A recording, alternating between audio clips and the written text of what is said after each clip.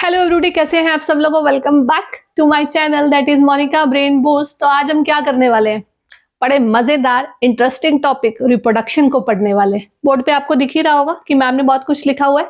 ये topic class 9th 10th 11th 12th सबके लिए इंपॉर्टेंट है। तो बेसिक चीजें हैं जो हमें समझना बहुत जरूरी है।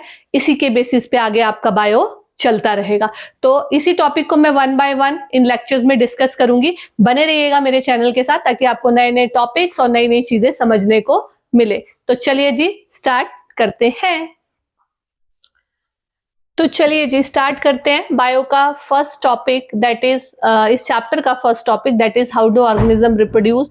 उसके लिए बच्चों सबसे पहले रिप्रोडक्शन को जानना बहुत जरूरी है।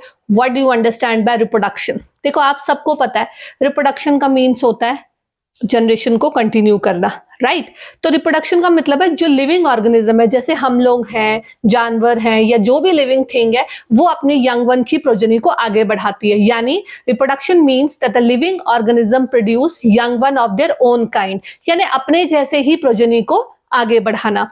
तो इस टॉपिक में जो रिप्रोडक्शन है ना, तो रिप्रोडक्शन मतलब कंटिन्यूटी ऑफ लाइफ को आगे क्रिएट करना, कंटिन्यूटी ऑफ लाइफ को आगे बढ़ाना। अब जब रिप्रोडक्शन होती है, जब हमारे यंग वंस प्रोड्यूस होते हैं, तो देखो उनमें हम बोलते हैं कि हमारे यंग वन प्रोड्यूस हो गए, या हमारे जो बच्चे हैं उनमें आगे आपको कैरेक्टरिस्टिक्स दिखते हैं, वेरिएशंस दिखती हैं। अब वो वेरिएशंस क्यों आती हैं, वो क्यों एसेंशियल है, ये सब हम इस चैप्टर में पढ़ेंगे। तो रिप्रोडक्शन का सबसे मेन जो मोटिव है वो न्यू लाइफ को क्रिएट करना है ना। जो भी रिप्रोडक्शन है वो क्रिएट करेगी new life and is very essential for existence, यानी होना जरूरी है।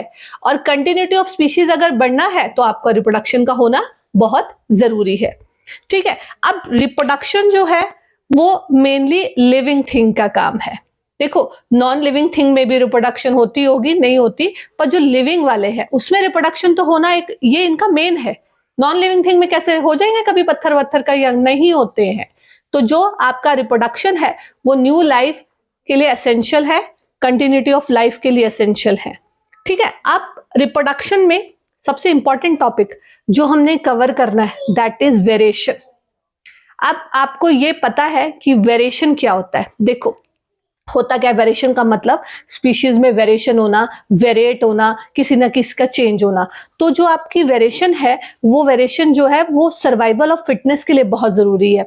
क्यों सर्वाइवल क्यों जरूरी है, क्यों सर्वाइवल आपका जरूरी है, वो वेरिएशन बताएगा। अब देखो हमारे अंदर डीएनए, आप सबको पता है डीएनए का फुल फॉर्म होता है डीऑक्सी राइबोस न्यूक्लिक एसिड, ठीक है। इसके अंदर जेनेटिक मटेरियल होता है। जेनेटिक मटेरियल मतलब इसमें क्रोमोसोम होंगे, क्रोमोसोम के अंदर जीन्स होंगे। तो जो डीएनए है वो सारी इंफॉर्मेशन को गैदर करता है और स्पेसिफिक रिएक्शन करता है। स्पेसिफिक रिएक्शन का मतलब स्पेसिफिक, जैसे मान लो हमारे बॉडी में कोई स्पेसिफिक प्रोटीन है, उस स्पेसिफिक प्रोटीन को एक स्पेसिफिक एंजाइम बनाता है। तो उस एंजाइम की जो कंट्रोल करना है वो कौन करेगा, डीएनए, है ना। हमारे अंदर जितने भी केमिकल रिएक्शंस है बॉडी के अंदर वो कौन कंट्रोल करता है, DNA. So we know that कि जो हमारा रिप्रोडक्टिव गैमेट्स है ना, वो एग्जैक्टली कभी हमारे सेम कैरेक्टर नहीं लाते। अब गैमेट से मतलब आप समझ लीजिए, अगर हम गैमेट्स की बात करते हैं तो हम मेल और फीमेल गैमेट्स की बात करते हैं, राइट।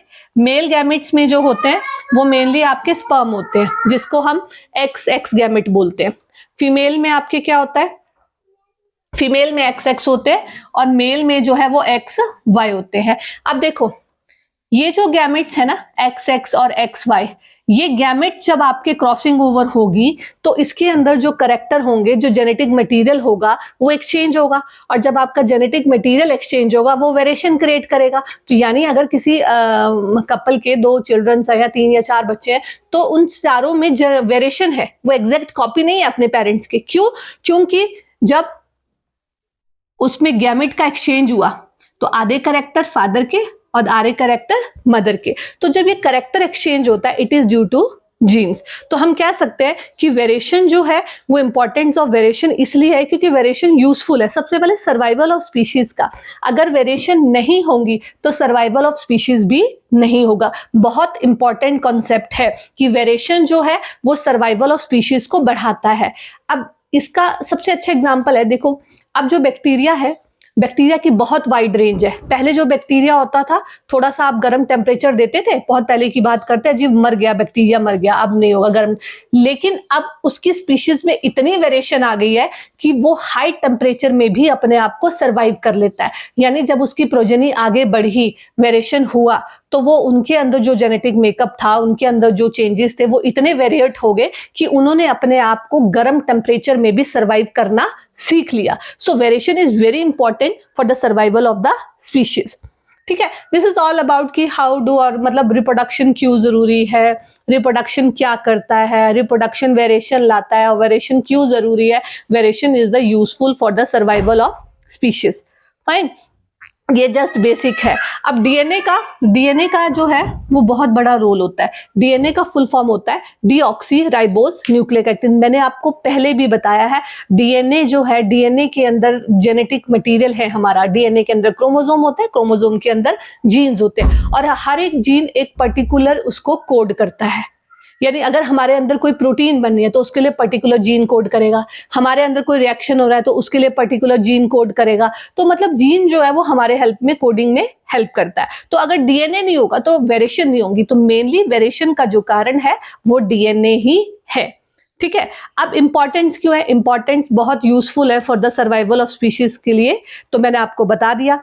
अब टाइप्स ऑफ रिप्रोडक्शन में मेनली देखो, इस चैप्टर में मेनली हमें दो टाइप की रिप्रोडक्शन पढ़नी है, that is asexual reproduction and sexual reproduction. तो पहला ये टॉपिक था, ये बहुत इजी सा टॉपिक है। पहले तो आपको बेसिक समझना होगा कि इस चैप्टर में हम बेसिक क्या समझ रहे हैं। ठीक है जी, तो हम आगे आगे अपने इसको कंटिन्यू करते रहेंगे और चैप्टर्स को आगे बढ़ाते रहेंगे। तो कंटिन्यू करने के लिए, बढ़ाने के लिए बने रहिए मेरे चैनल के साथ।